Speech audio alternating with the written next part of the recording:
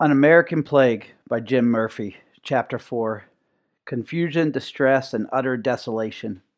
In fact, government of every kind was almost wholly vacated. Matthew Carey, November 1793. Friday, August 30th. The deathly quiet of this Friday morning was shattered by the sharp, echoing boom of a cannon.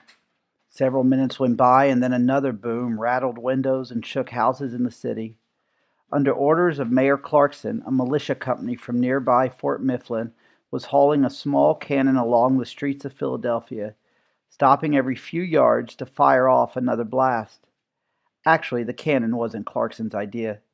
Governor Mifflin and the state legislature had sent him an urgent note insisting that gunpowder and other salutary preparations be flashed through the streets, as the College of Physicians had suggested.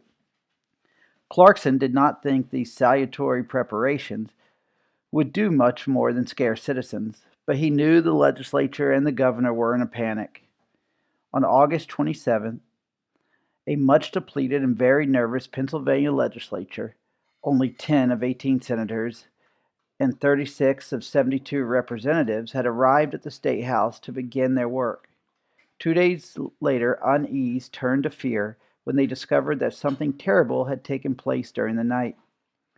Their young doorkeeper, Joseph Fry, had died in his bed of the fever. Fry's rooms were in the west wing of the building, not very far from where the senators and representatives met. One reason they had assembled was to find a way to reassure the citizens of Pennsylvania about the fever. But the fact that the fever had entered their building, that Fry had breathed the same air they were breathing now, unsettled them. The Speaker of the Senate, Samuel Powell, sought to reassure his fellow legislators by getting Dr. Rush's advice on how to avoid the disease. "If you can enable me to allay their concerns," Powell told his friend, "then the public business will probably proceed."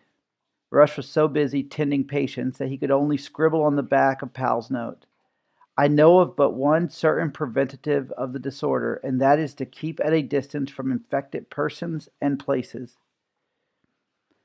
This was not comforting news to the governor or the 46 other men crowded into the State House.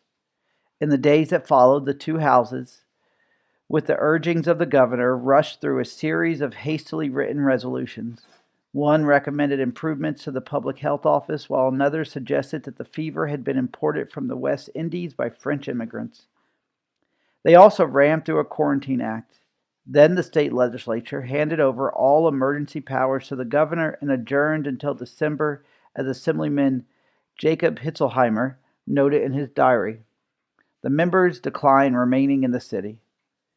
The governor then turned the entire problem over to Mayor Clarkson, directing him to halt ships from the West Indies for inspection and to do everything possible to allay the public inquietude and effectually remove its cause. He did not tell Clarkson how he was to do any of this, and did not grant him any special emergency powers or funds. The next day, Governor Mifflin claimed he wasn't feeling well and headed for his country home far from the fouled air of the State House. In effect, the government of Pennsylvania had closed its doors as tightly as any Philadelphia shopkeepers had. Mayor Clarkson, meanwhile, faced mounting problems. The mayor showed up at City Hall every day to learn what new crisis had developed, meet visitors, and consider options. But there was little he could do. Every day, more and more city officials failed to show up at work: judges and clerks, aldermen and secretaries. Orders had been issued to clean up the streets and patrol the wharves, but few people were around to carry out such orders. One day, 30 ships arrived, 13 of them from the West Indies, but no one was available to stop them from docking or discharging passengers. The bodies of the indigent dead were carted to the potter's field and dumped, but no grave diggers were there to bury them. Mayor Clarkson's greatest concern was the mounting number of penniless people in Philadelphia. As well-off citizens closed their businesses and fled to the city, they left behind thousands of individuals without any source of income. When these people became ill, they had no money to pay for food, medicine, a physician, or a nurse. The city almshouse on Spruce Street was jammed with over 300 paupers, while private institutions such as Friends Almshouse were also filled to capacity. Desperately ill paupers were wandering the streets or abandoned in their homes with no one to care for them. Even the Pennsylvania hospital barred fever victims because it feared that the crowded condition of its building would allow the disease to spread wildly. Adding to Philadelphia's woes was a new problem. Many nearby farmers were refusing to bring food into the diseased city. The little food that did make it to market was extremely expensive, sometimes costing 2 or 3 times as much as it had before the fever struck. Soon after Mayor Clarkson heard Rush's news that yellow fever had reappeared, he tried to address the problem of indigent individuals. He summoned the overseers and guardians of the poor, the only official group then dealing with the poor of Philadelphia and surrounding areas. 6 overseers managed the almshouse and were responsible for what went on inside that building, while 14 guardians took care of those in need outside the almshouse. The situation was grave. Clarkson told the overseers and guardians, sick paupers had to be gotten off the streets and out of the alleyways. Not only did they frighten those who came upon them, but they might very well be spreading the disease. The guardians left the meeting resolved to act, but the results demonstrated how completely disorganized the city had become. The guardians went immediately to Ricketts Circus at 12th Street and High and seized the building. Until John Bill Ricketts had taken his show to Manhattan for the summer, his circus had been one of the city's most celebrated entertainment spots and the showplace for his equestrian talents. Latin teacher James Hardy described Ricketts Circus as a place to dispel the gloom of the thoughtful, exercise the lively activity of the young and gay, or to relax the minds of the sedentary or industrious trader. 7 sick persons were scooped up from the streets and deposited at Ricketts. The only trouble was that no one could be found to care for them. The sick lay in the stiflingly hot building unattended, calling out for water, moaning pitifully, and vomiting on themselves. Matthew Carey took up the story. Of these, 1 crawled out on the commons where he died. 2 died in the circus. 2 bodies were removed, but the other lay in a state of putrefaction for about 48 hours. Ricketts was located in a quiet residential area many blocks away from the docks where the pestilence had first struck. The pitiful sounds coming from the circus and the sight of dead fever victims did not exactly dispel the gloom of the household nearby. They demanded that the sick be moved and the corpse be disposed of properly, and they threatened to burn the place down if action wasn't taken quickly. The guardians sent a hauler to remove the foul body, but the driver couldn't get it into the coffin by himself. A brave servant girl noticed the man's trouble and, Carey continued, offered her services provided he would not inform the family with whom she lived, else she would be at once dismissed. She accordingly helped him put the body into the coffin, which was by then crawling with maggots, and in such a state as to be ready to fall in pieces. Ricketts was clearly not the best place to care for seriously ill patients, so the guardians decided to find a building in a more isolated area. They chose a large unoccupied mansion called Bush Hill, located on a rolling hill about 2.5 miles northwest of the city. Neither Mayor Clarkson nor the guardians had the legal right to take control of Bush Hill, but the owner, William Hamilton, was living in England at the time, and his caretaker, Thomas Boyles, could do little to stop them.